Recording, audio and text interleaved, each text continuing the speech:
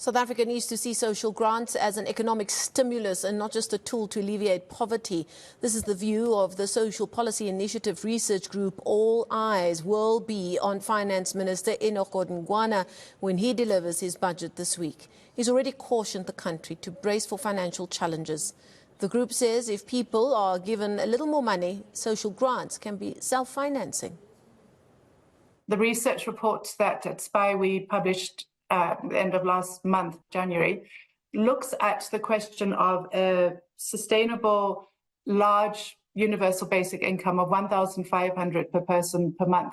And we worked out that because of that amount and the multiplier, and there's significant increase in consumption, which brings in VAT, as well as leading to job creation of about 3 million jobs, and ultimately a GDP growth of 5.7%. 96% of a decent universal basic income would be self-financing.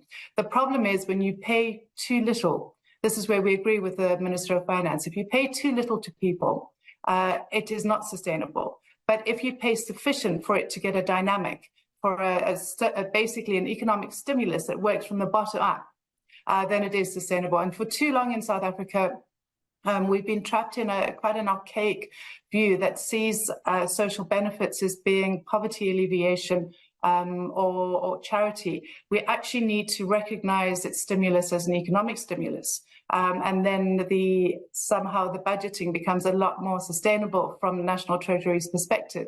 If we put it on the same footing as infrastructure, so it's social infrastructure as opposed to hard infrastructure, that return is significant. And I don't think that government spend has that level of return in many of its other spending priorities.